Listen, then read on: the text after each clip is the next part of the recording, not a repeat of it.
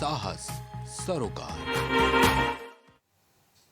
नमस्कार, आप देख रहे हैं प्राइम टीवी और मैं हूं आपके साथ मुस्कान अजमानी। बुलेटिन की शुरुआत करेंगे इस वक्त की बड़ी खबर से, जहां भारतीय जनता पार्टी ने आज दिल्ली में अपने सहयोगी दलों की एक बड़ी बैठक बुलाई है। दरअसल विपक्षी दलों की एकजुटता के लिए बेंगलुरु में चल रही बैठक के जवाब में भाजपा नीत राष्ट्रीय जनतांत्रिक गठबंधन की आज अहम बैठक होगी।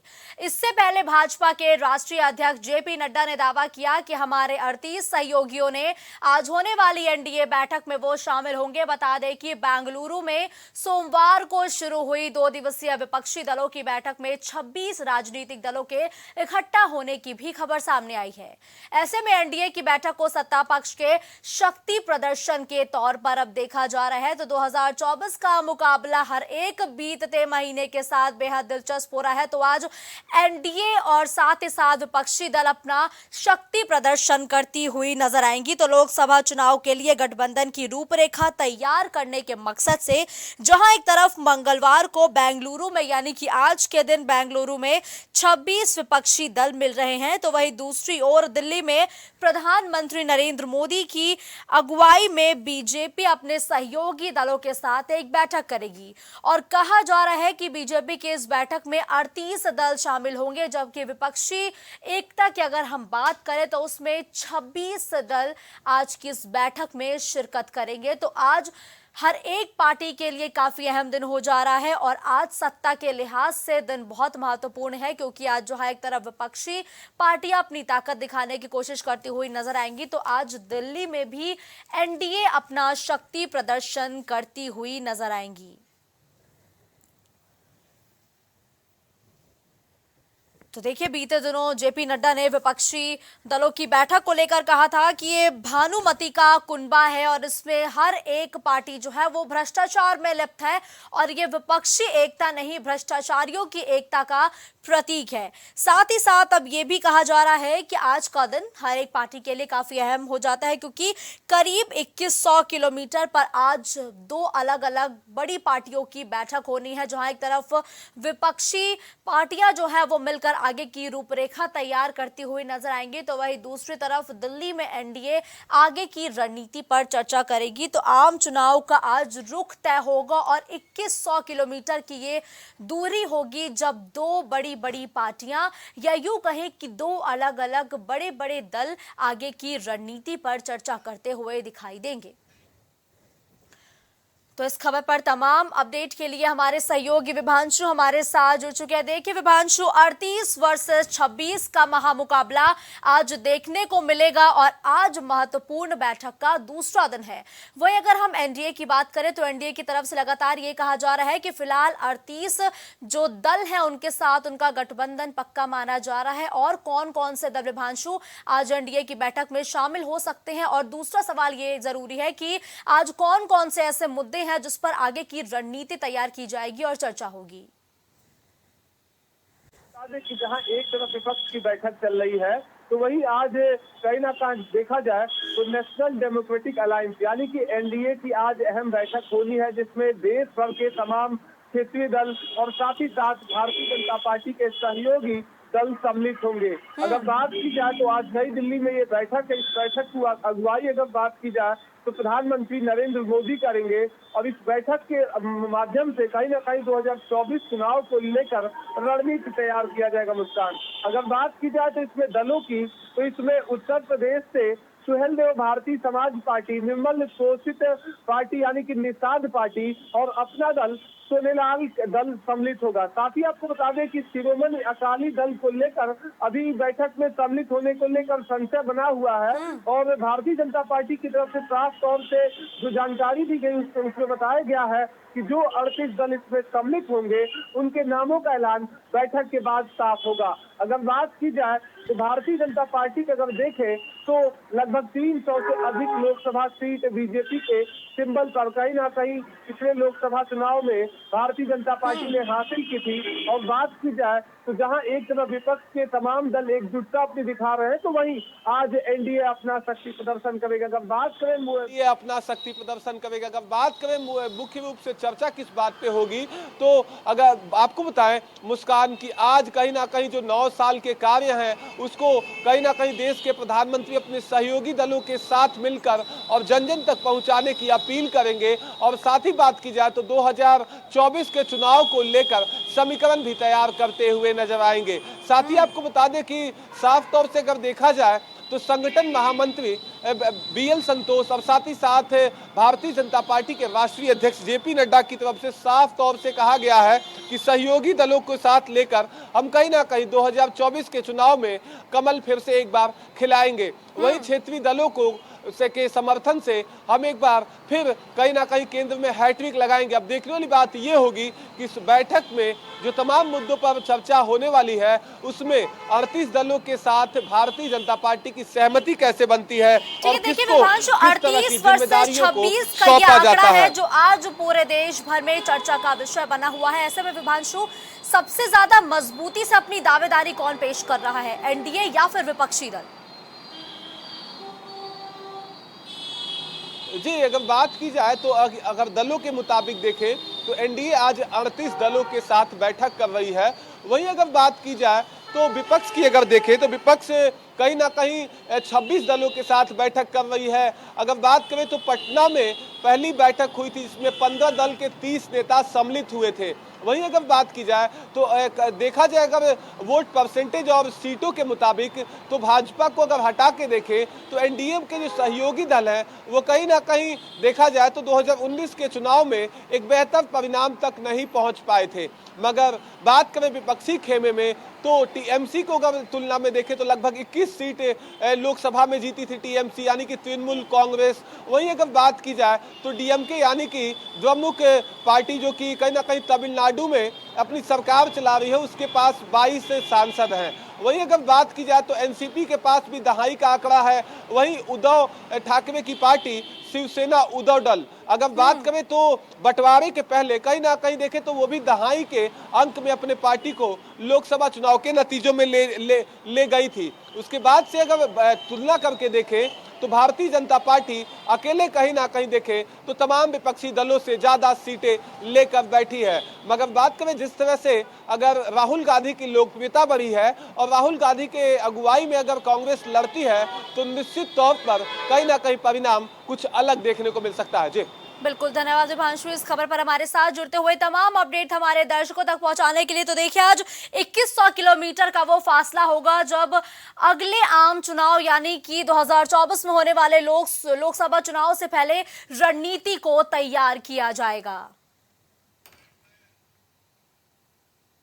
तो आगामी लोकसभा चुनाव को लेकर सभी पार्टियों ने कमर कस ली है और आगामी लोकसभा चुनाव में भाजपा के खिलाफ एकजुट लड़ाई की रणनीति को अंतिम रूप देने के लिए 26 विपक्षी दलों की सोमवार से बैठक शुरू हुई है। एकता में शक्ति है के नारे के साथ शुरू हुई 2 दिवसीय बैठक में सीट बंटवारे और ज्यादातर सीटों पर साझा प्रत्याशी खड़ा करने और साझा न्यूनतम कार्यक्रम तय करने के साथ ही संयुक्त आंदोलन की योजना पर भी मंथन किया जाएगा। वही विपक्षी नेता बैठक में साझा न्यूनतम कार्यक्रम पर चर्चा के साथ संयुक्त आंदोलन की घोषणा भी करेंगे और लोकसभा चुनाव के लिए संयुक्त घोषणा पत्र भी जारी करने के साथ ही अधिकतर सीटों पर विपक्ष के साझा उम्मीदवार उतारने पर भी चर्चा होगी। बैठक में हिस्सा लेने के लिए कांग्रेस अध्यक्ष मल्लिकार्जुन खड़गे, कांग्रेस नेता सोनिया गांधी, राहुल गांधी, तृणमूल प्रमुख ममता बनर्जी और बिहार के सीएम नीतीश कुमार, झारखंड के सीएम हेमंत सोरेन के साथ ही राजद प्रमुख लालू प्रसाद और बिहार के डिप्टी सीएम तेजस्वी यादव पहुंचे हैं।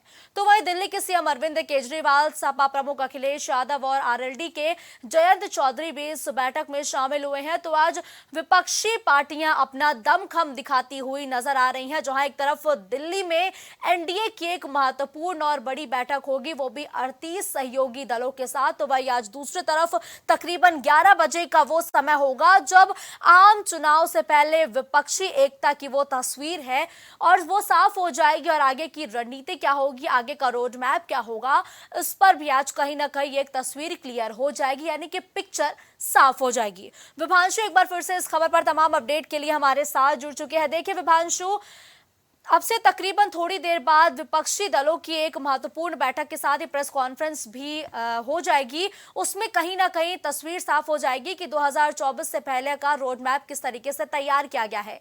जहां एक तरफ एनडीए आज अपना दमखम दिखाने का प्रयास करेगा दिल्ली में, तो वहीं दूसरी तरफ आज विपक्षी दल भी पूरी जोर आजमाइश लगाएंगी और चुनावी बिगुल भी एक बार फिर से फूंकती हुई नजर आएंगी। वो कौन कौन से मुद्दे हैं विभांशु जिस पर आज चर्चा होगी विपक्षी दलों की? जी बिल्कुल मुस्कान, आपको बता दें कि भारतीय जनता पार्टी के एनडीए यानी कि उसके अलायंस एनडीए की बैठक से ठीक 2100 किलोमीटर दूर आज कर्नाटक के बेंगलोर में आज विपक्षी दलों की बैठक का दूसरा दिन है। कुछ ही समय में बैठक की शुरुआत हो जाएगी। अगर बात की जाए मुस्कान, तो प्रमुख मुद्दे होंगे आज के इस बैठक में कि यूनिफॉर्म सिविल कोड को लेकर कैसे एक स्वर में बात किया जाए, साथ ही साथ दिल्ली में जो अध्यादेश आया है उसके खिलाफ कैसे राज्यसभा में और लोकसभा में अपनी बातों को रखा जाए। साथ ही 2024 के चुनाव को लेकर जो एक आपस में मिलकर तमाम जो 26 विपक्षी दल हैं वो एकजुटता के साथ एक मैनिफेस्टो यानी कि एक संकल्प पत्र पे भी चर्चा हो सकती है। साथ ही साथ सीटों के बंटवारों को लेकर भी कहीं ना कहीं आज की बैठक में चर्चा देखने को मिल सकती है। साथ ही अगर बात की जाए तो देश के तमाम प्रमुख मुद्दे, चाहे बात की जाए रोजगार हो, चाहे बात की जाए शिक्षा हो, चाहे बात की जाए बढ़ती महंगाई हो, इन तमाम प्रबल मुद्दों पर आज कहीं ना कहीं विपक्षी दल के नेता आज चर्चा करते हुए नजर आएंगे। साफ तौर से इस बैठक के माध्यम से 2024 चुनाव में विपक्षी एकता से कैसे सत्ता में आया जाएगा, इसको लेकर तमाम विपक्षी दल चर्चा करते हुए नजर आएंगे। आज की लेकिन देखिए विभांशु, अगर हम 2019 के लोकसभा चुनाव पर एक नजर डालें तो वहां विपक्षी दल आपस में सामंजस्य नहीं बिठा पाए थे, जिसका सीधा फायदा भारतीय जनता पार्टी को मिलता हुआ दिखा था।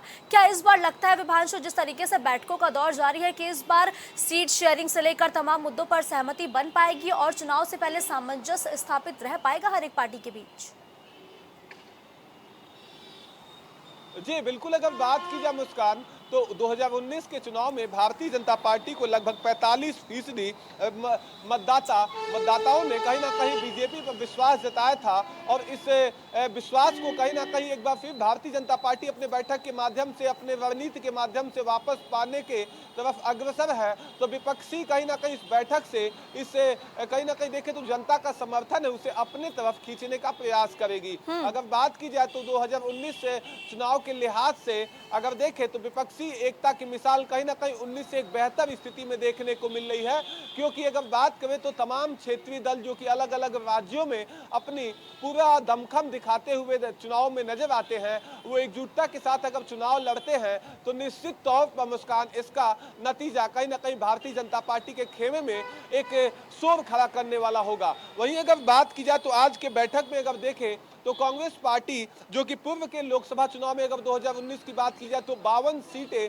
जीतकर कहीं ना कहीं चुनावी नतीजे की तरफ गई थी। और वहीं अगर बात की जाए तो दूसरी बड़ी पार्टी आज के इस बैठक में डीएमके है, जिसके आज नेतृत्व कर रहे अगर देखें तो एमके स्टालिन, जो कहीं ना कहीं 23 सीट लोकसभा में जीते थे। वहीं अगर बात की जाए तो बंगाल की मुख्यमंत्री टीएमसी का नेतृत्व कर रही है आज की बैठक में, जो लगभग 22 सीट लोकसभा चुनाव में जीत कर आई थी। वहीं शिवसेना अगर देखें बंटवारे से पहले तो 18 लोकसभा सीट, वहीं अगर जेडीयू की बात करें तो 16 सीट, ऐसे करके अगर देखें तो कश्मीर से लेकर कन्याकुमारी तक के नेता सम्मिलित हो रहे हैं। अगर बात की जाए तो जम्मू कश्मीर कॉन्फ्रेंस हो या पीडीपी हो या झारखंड मुक्ति मोर्चा हो या आम आदमी पार्टी हो या आरएलडी हो या अपना दल का मेरा हो, या बात करें उत्तर प्रदेश की प्रमुख विपक्षी दल समाजवादी पार्टी हो, तमाम नेता कहीं ना कहीं मिलकर और 2024 चुनाव को लेकर मंथन करते हुए नजर आएंगे। देखने वाली ठीक है, लेकिन देखिए विभांशु, देखिए अब ये भी कहा जा रहा है कि गठबंधन को लेकर के एक नाम की लिस्ट तैयार कर ली गई है जो कि सोनिया गांधी को भेजी जा चुकी है। ऐसे में क्या माना जाए कि गठबंधन की अगुवाई सोनिया गांधी की अध्यक्षता में होगी? क्या गठबंधन सोनिया गांधी की अध्यक्षता में चुनाव लड़ेगा? जी बिल्कुल, अगर बात की जाए तो ये बैठक अगर देखें तो यूपीए की है, यानी कि यूनाइटेड प्रोग्रेसिव अलायंस की बैठक है। और यूनाइटेड प्रोग्रेसिव अलायंस की अभी अध्यक्षा सोनिया गांधी है। तो कहीं ना कहीं अगर गठबंधन बनता है तो उसमें सबसे बड़ा रोल सोनिया गांधी का होगा, क्योंकि ये एक मोर्चा है विपक्षी दलों का जो कहीं ना कहीं 2003 के चुनाव में देखने को मिला था। उसी फार्मूले पर कांग्रेस एक बार फिर काम करते हुए और अपने सत्ता में वापसी को लेकर आतुर है। अब देखने वाली बात यह होगी कि कांग्रेस पार्टी, जहां समाजवादी पार्टी उत्तर प्रदेश में 50 सीटों पर अपने दमखम को बताते हुए नजर आई है, तो कितनी सीटें अब अगर देखा जाए तो समाजवादी पार्टी को उत्तर प्रदेश में मिलेंगी। क्योंकि अगर बात करें तो सबसे बड़ा पेच कहीं ना कहीं सीटों का बंटवारा है। मुस्कान, अगर बात करें तो देखना होगा कि कैसे समीकरण विपक्षी दल एक साथ मिलकर बनाते हैं और कैसे कंधे से कंधा मिलाकर। लेकिन देखिए विभांशु, यहाँ दो सवाल अहम हो जाते हैं। पहले का तो आपने जिक्र किया कि सीट शेयरिंग एक सबसे बड़ा मुद्दा है, और साथ ही साथ आखिर वो चेहरा कौन होगा जिसके नाम पर तमाम विपक्षी दल चुनाव लड़ेंगे। तो फिलहाल इस तमाम सवालों के जवाब हो सकता है या तो आज की बैठक में क्लियर हो जाए या तो फिर आगे आने वाले कुछ महीनों में क्लियर हो जाए। ये देखना बेहद दिलचस्प होगा। धन्यवाद विभांशु, इस खबर पर हमारे साथ जुड़ते हुए, तमाम अपडेट हमारे दर्शकों तक पहुंचाने के लिए। तो देखिए 2024 के चुनाव से पहले जोर आजमाइश का दौर जारी है, जहां एक तरफ आज एनडीए बैठक करते हुए अपनी ताकत दिखाती हुई दिल्ली में नजर आएगी, तो वहीं दिल्ली से करीब 2100 किलोमीटर दूर का वो फासला होगा जब तमाम विपक्षी दल एक साथ एकजुट होकर के अपना शक्ति प्रदर्शन करते हुए नजर आएंगे।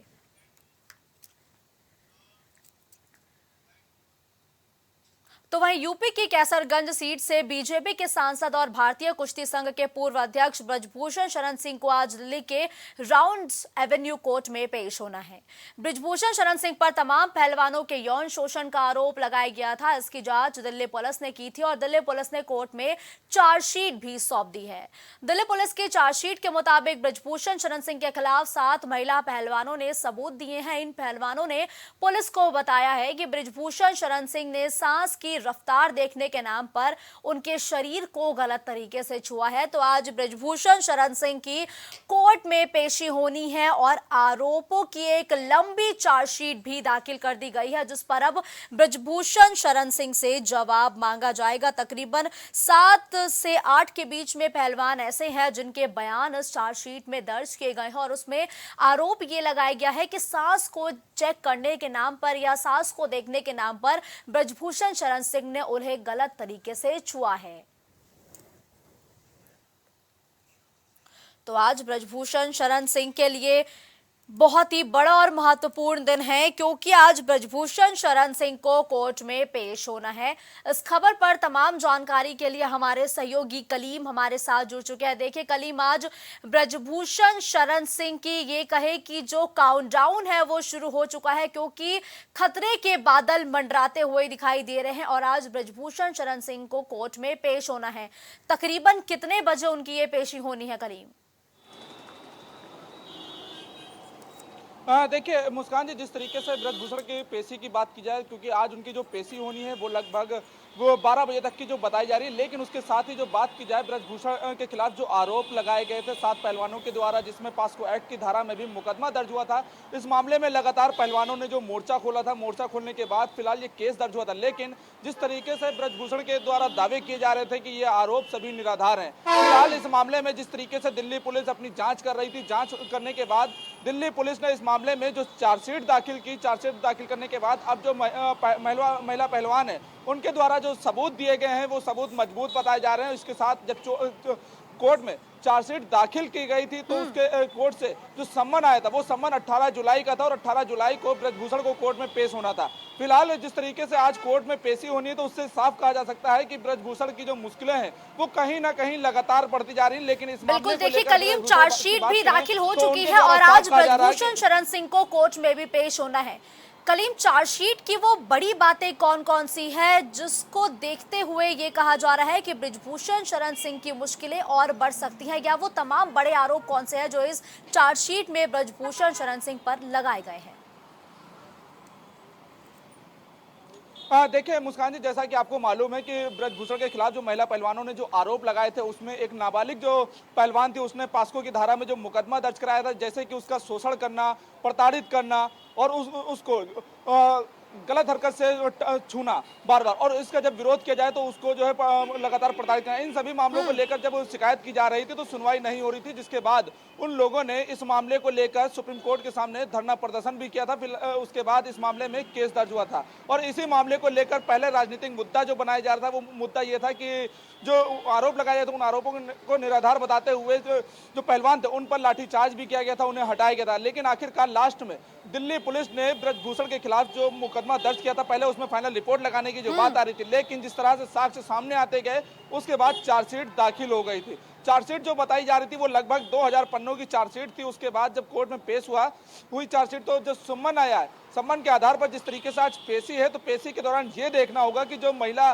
पहलवानों ने जो सबूत दिए हैं उन साक्ष्यों को मजबूत बताया जा रहा है, उन साक्ष्यों के आधार पर जो ब्रजभूषण के खिलाफ कार्रवाई होगी वो एक बड़ी बात होगी। क्योंकि ठीक है, देखिए कलीम, आज ब्रजभूषण शरण सिंह को तो कोर्ट में पेश होना ही होना है। कैसे में आज जो महिला पहलवान है जिनके आरोप जिन्होंने आरोप लगाए थे, क्या वो भी आज कोर्ट में पेश होंगी?